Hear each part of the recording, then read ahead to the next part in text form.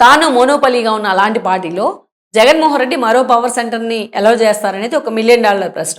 ఎందుకంటే గతంలో కూడా ఇలాంటి సంస్కృతిని ఆయన ఎప్పుడు కూడా ఎంటర్‌టైన్ చేయలేదు. గతంలో షర్మిలకి ఈ పదవి ఇవ్వాలనే ఒక చర్చ వచ్చింది. ఒకానొక సందర్భంలో. పర్టిక్యులర్‌గా ఆమెకి ఎంపీ టికెట్ ఇవ్వాలన్నారు. ఆమె పాదయాత్ర చేసిన సమయంలో. ఆ ఈక్వేషన్ వర్కౌట్ కాలేదు. తర్వాత పార్టీ అధికారంలో ఉన్నప్పుడు రాజ్యసభ టికెట్ ఇస్తారనే ప్రచారం జరిగింది. అది వర్కౌట్ కాలేదు. సో, ఇలా షర్మిల కడప ఎంపీగా పోటీ చేయాలనే చర్చ జరిగింది 19లోని. అది కూడా వర్కౌట్ కాలేదు. సో, ఇలా షర్మిల గురించి ఎప్పుడు ప్రచారం జరిగినా జగన్మోహన్ రెడ్డికి ఆవిడకి ఆ స్థాయిలో ప్రయారిటీ ఇవ్వలా రాజకీయంగా. సరే వాళ్ళిద్దరి మధ్య ఆస్తి గొడవలు అనే కంటే ముందొచ్చింది పొలిటికల్ కాన్‌ఫ్లిక్టే. అందుకే షర్మిల ఆయన నుంచి విడిపోయారు. అయితే ఇక్కడ జగన్మోహన్ రెడ్డి ఆమెను ఎందుకు ఎంటర్‌టైన్ చేయలేదు అనడానికి ఆ పార్టీ నేతలే చాలామంది చెప్తా ఉంటారేంటంటే, తన కుటుంబ సభ్యులో ఇంకొకరిని తాను ప్రమోట్ చేస్తే మరో పవర్ సెంటర్ అవుతారు వాళ్ళు పార్టీలో. అందుకే ఆ స్థాయిలో జగన్మోహన్ రెడ్డి ఆమెను ఎంటర్‌టైన్ చేయలేదు అని చెప్తారు. చాలా పార్టీలో ఇదే జరుగుతా ఉంటుంది. సో, అలా షర్మిలనే ఆయన పక్కన పెట్టేసే ప్రయత్నం చేశారు.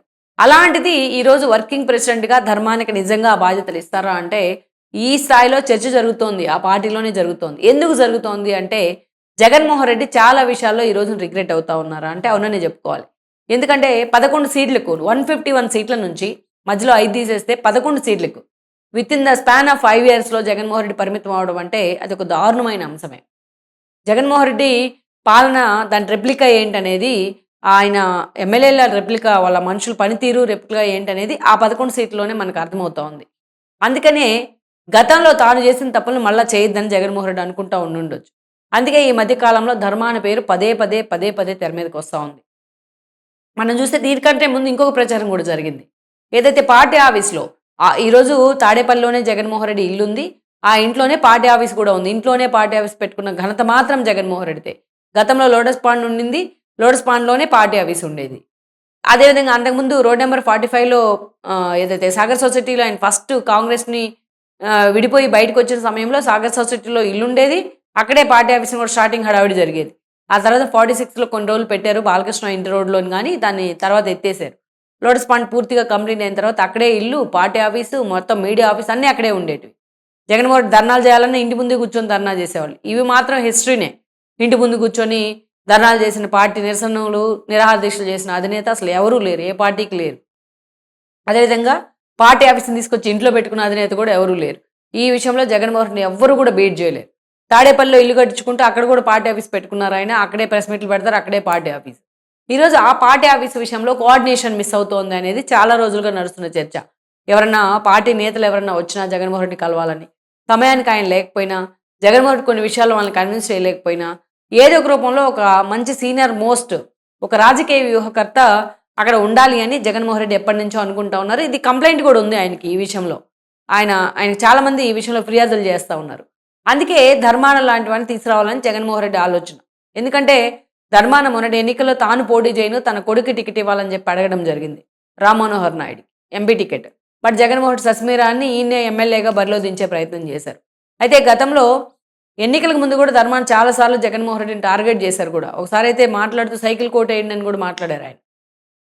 ఇక ఎన్నికల సమయంలో పార్టీ విడిచి వెళ్ళిపోతారనే చర్చ కూడా జరిగింది.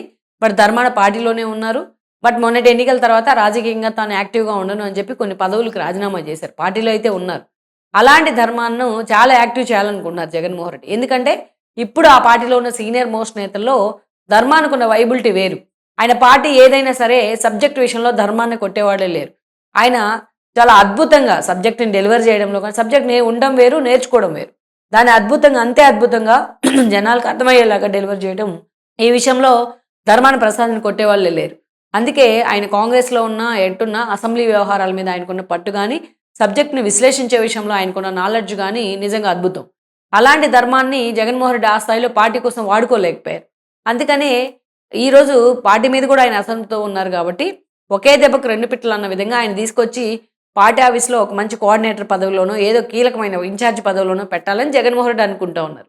ఇదే సమయంలో అలా కాకుండా పార్టీకి ఒక వర్కింగ్ ప్రెసిడెంట్ పదవిస్తే ఎలా ఉంటుందన్న ఆలోచన కూడా వస్తా ఉంది ఆ పార్టీలో. ఎందుకు వస్తా ఉంది అంటే, జగన్మోహన్ రెడ్డి పాదయాత్ర చేయాలనుకుంటా ఉన్నారు. రాబోయే 6, 7 నెలల్లో జిల్లాల పర్యటన కూడా ఉంది నెక్స్ట్ మంత్ నుంచి. ఈ జిల్లాల పర్యటన పూర్తి స్థాయిలో అయిపోయేటప్పటికి ఇక పాదయాత్ర కూడా స్టార్ట్ అవుతా ఉంది. అంటే జగన్మోహన్ రెడ్డి పూర్తిగా ఆ పార్టీ నేతలకు గాని, ఎవరికి గాని తాడేపల్లిలో అందుబాటులో ఉండరు. సో, ఆ ప్లేస్‌లో ఇంకొక వ్యక్తి కావాలి. ఈరోజు షర్మిలనో, విజయమ్మో లేరు. అలా అని సీనియర్ నేతలు ఎవరిని కూడా ఆయన నమ్మలేరు. భారతిరెడ్డిని తీసుకొచ్చి పెడదామన్నా ఆవిడకి లెక్కలేనన్ని బాధ్యతలు ఉన్నాయి. అందుకే ఈరోజు ధర్మాన లాంటి ఒక సాలిడ్ పర్సనాలిటీని తీసుకొచ్చి పెడితే వర్కింగ్ ప్రెసిడెంట్‌గా ఎలా ఉంటుంది అన్న ఆలోచన జగన్మోహన్ రెడ్డి చేస్తా ఉన్నారు. నిజానికి ఈ సంస్కృతి లేదు. ఆ పార్టీలో వర్కింగ్ ప్రెసిడెంట్స్ ఎవరు ఉండరు. ఫస్ట్ టైమ్ ఇలాంటి ఆలోచన చేస్తున్నారు జగన్మోహన్ రెడ్డి. మరి ధర్మానికి కూడా ఈ ప్రపోజల్ ఆయన ముందు పెట్టినట్టయితే ప్రచారం జరుగుతోంది. లెట్స్ సీ మరి ధర్మాన ఈ ప్రపోజల్‌కి ఎంతవరకు అంగీకరిస్తారు? జగన్మోహన్ రెడ్డి స్థానంలో ఆ స్థాయిలో ఆయన వర్కింగ్ ప్రెసిడెంట్ పదవి తీసుకుంటే ఎంతవరకు పార్టీలో వైబిలిటీ ఉంటుంది? అసలు ఈ ఈక్వేషన్ ఎంతవరకు సెట్ అవుతుంది అన్నది కూడా ఇంకొద్ది రోజుల్లోనే క్లారిటీ వచ్చే అవకాశం ఉంది.